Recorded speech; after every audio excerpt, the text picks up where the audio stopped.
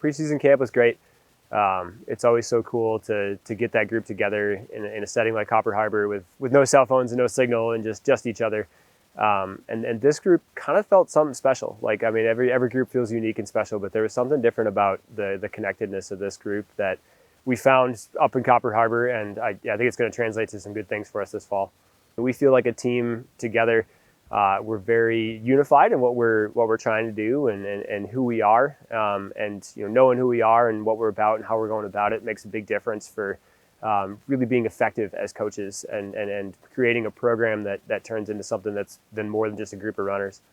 I expect another good year from us. We're still figuring out a couple of redshirting situation things, so I don't know exactly what our composition is, but the cool part about our men's team is we're so deep, it kind of doesn't matter. Like, our early indicators of workouts and time trial stuff that we've done, we're every bit as deep as we've ever been or even potentially deeper, and there's any number of 15 or more guys that could wind up in our top scoring 5.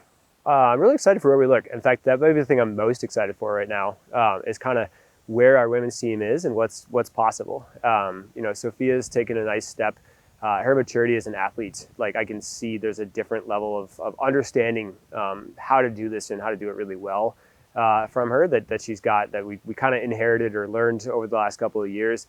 And as long as we don't get unlucky at regionals again, like I think there's a real good chance she's going to get to run in Kenosha twice. And the strength of our women's team, we might be sneaky good. We've got a couple of newcomers that could really step in and do some things. And then a lot of our returners, like we just look like a better squad than we have in years past. We figured some stuff out, in training and getting it all balanced. And I think we may sneak up on some people this fall. We think of our schedule as growing and building to the most important part of the season. So like when we go to Green Bay, we're focused on using that as a chance to practice things and learn and grow, whether it's learning the new distance for our younger athletes coming up or gaining more experience in that distance for some of those more, veteran athletes. And then, with the course runs kind of similar to how GRIAC does. GRIAC just being like a tougher version of that course with kind of the rolly hills and things. We love going there because racing tough courses makes us tough and makes us ready for any challenge. Then when we head to Lewis, where we get a chance to cross over a lot and pick up a lot of at-large points and things like that. And then that faster course, like we often break out there because we haven't run something all that fast yet.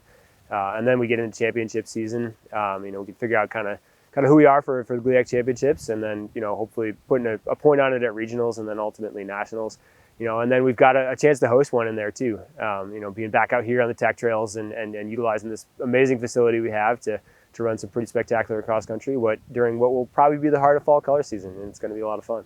I think it's a huge advantage. The Parkside course it's a fantastic cross country course. It's a good pure cross course with all the challenges that belong on any good cross country course. I know we can prepare for it really well because our tech trails have so much that resembles sections of that course, so we can really be prepared for it.